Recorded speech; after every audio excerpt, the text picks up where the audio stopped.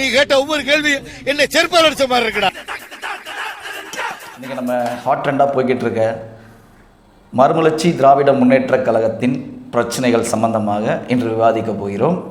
நம்ம இதில் முக்கியமான விஷயம் என்னென்னு கேட்டிங்கன்னா, திரு வைகோ அவர்கள் ஒரு இராணுவ கட்டுப்பாட்டுடன் வைத்திருந்தார் தனது கட்சி என்பது ஆதி காலத்து பழைய பஞ்சாங்கம் என்று கூட சொல்லலாம். ஆனால் இன்று அக்கட்சியில் நடந்து கொண்டிருக்கின்ற மிக பெரும் பிரச்சனையானது அவரது மகன் துரை வைகோ அவர்களுக்கும் 32லிருந்து 40 ஆண்டு கால திரு வைகோ அவர்களுடனே சென்று கொண்டிருக்கும், அவரை பின்பற்றி வந்து கொண்டிருக்கும் திரு மல்லை சத்யா அவர்களுக்கும் இடையேயான பிரச்சனையை பற்றி தான் இந்த விவாதம். கவிஞர்களே, நேற்று அந்த தலைமை நிலைய செயலாளராக ஏதோ ஒரு போஸ்டிங்கில் இருக்காப்புல ஒரு பையன் துரை வைகோ, அவர் நான் என்னோடய பதவியை ராஜினாமா செய்கிறேன் அப்படின்ற மாதிரி ஒரு லெட்டர் அனுப்புகிறாரு செயற்குழுக்கு.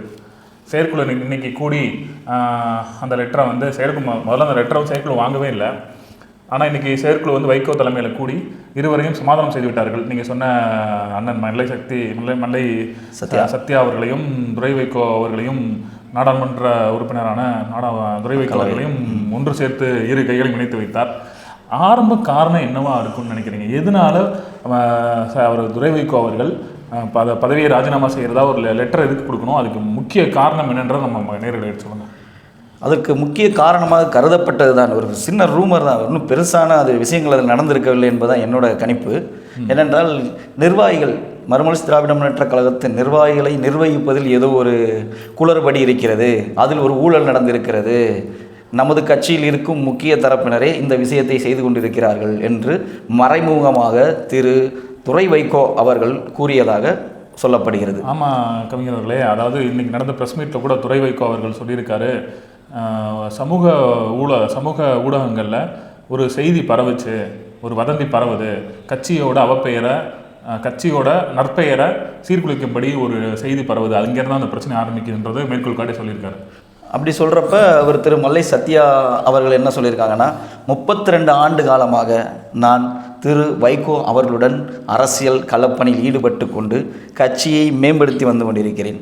இது திரு வைகோ அவர்களுக்கு நன்றாகவே தெரியும். சிலர் என் மீது அனாவசியமாக பழி போடுகிறார்கள் என்ற மாதிரி அவர் சொல்லியிருக்கிறார். இந்த கருத்தானது இது பூதாகரமாக வெடித்து மீண்டும் ஒரு சர்ச்சையை கிளப்பியது. அதன் விளைவாகத்தான் திரு துரை வைகோ அவர்கள் தனது ராஜினாமா கடிதத்தை கொடுத்ததாக கூறப்படுகிறது.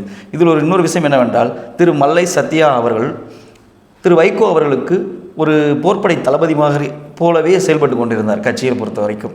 அவரை இன்னொரு ஸ்டேட்மெண்ட் விட்டுருக்காரு திரு மல்லை சத்யா அவர்கள். என்ன ஸ்டேட்மெண்ட் விட்டுருக்காருன்னா, நான் திரு வைகோ அவர்களுக்கு சேனாதிபதி அப்படின்னு சொல்லியிருக்கார்.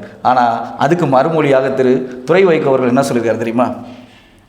அவர் என்ன சொல்லியிருக்கார் அப்படின்னா, ஒருவர் மட்டுமே சேனாதிபதி இல்லை, எல்லோருமே சேனாதிபதி அப்படின்னு சொல்லியிருக்கார். இது எப்படி பொருந்தும்? இருந்தாலும் இந்த பொறியானது எனக்கு தெரிந்து இன்றைக்கி வெடித்த அந்த பெரிய ஒரு வெடி ஆரம்பத்துலேருந்து சின்ன சின்ன பொறியாக தான் இருந்திருக்குன்ற தெளிவாக தெரியுது. ஏன் அப்படின்னா, மறுமலர்ச்சி திராவிட முன்னேற்றக் கழகம் ஆரம்பிக்கப்பட்ட நோக்கமே வாரிசு அரசியலை எதிர்த்து தான். ஸோ அதன் அடிப்படையில் பார்க்க போனால் வைகோ அவரோட பையனான துரை வைகோ கட்சியோட அடுத்த பதவிக்கு நியமித்ததுலேருந்து ஆரம்பித்தோட விளைவு தான் இன்றைக்கி வெடித்த பூதாகரம். கண்டிப்பாக இது கரெக்டாக சொல்கிறீங்க, க்ளீனாக சொல்லிட்டு இருக்கீங்க. ஏனென்றால் நீங்கள் சொல்கிறபடி அந்த சமரசம் செய்து வைக்கிறாங்க, வைகோ கையை பிடிச்சி 2 பேரும் சமரசம் செய்து வைக்கிறாங்க. அப்போ ப்ரெஸ் மீட்டில் கேட்குறாங்க துரை வைகோ அவர்களிடம். துரை வைகோ சொல்கிறார், என்ன சொல்கிறாருன்னா, அவர் வருத்தம் தெரிவித்தார், மல்லை சத்யா அவர்கள் சத்யா அவர்கள் வருத்தம் தெரிவித்தனால நான் என்னோட ராஜினாமா வாபஸ் வாங்கிட்டேன் அப்படின்னு சொல்கிறாரு. அதுக்கு இடையிலேயே மல்லை சத்யா அவர்கள் என்னை நீக்கணும் அப்படின்னா கட்சி ஓட்டெடுப்பு நடத்தி நீக்குங்கன்னு ஒரு குண்டை போடுறாரு காலையில்.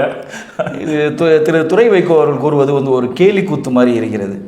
சமரசம் செய்து வைத்தார்கள், என்னிடம் மன்னிப்பு கேட்டார்கள், இதெல்லாம் ஏற்றுக்கொள்ளக்கூடிய வகையில் இல்லை. இதனால் தனது ராஜினாமா கடிதத்தை வாபஸ் வாங்குகிறேன் என்று சொன்னால் அது ஒரு சிறுபிள்ளைத்தனமான பேச்சாகவே இருக்கிறது. கவிஞர்கள், எனக்கு தெரிந்து ஒரு ஒர்க்கில் 2 கத்தி இருக்கக்கூடாது, அப்படி தான். ஏன்னா நீங்கள் திராவிட முன்னேற்ற கழகம் பார்த்தீங்க அப்படின்னா அண்ணன் இப்போ அமைதியாக வீட்டில் இருக்காப்புல, தம்பி எல்லாத்தையும் கட்டுப்பாடு கொண்டு வந்த மாதிரி.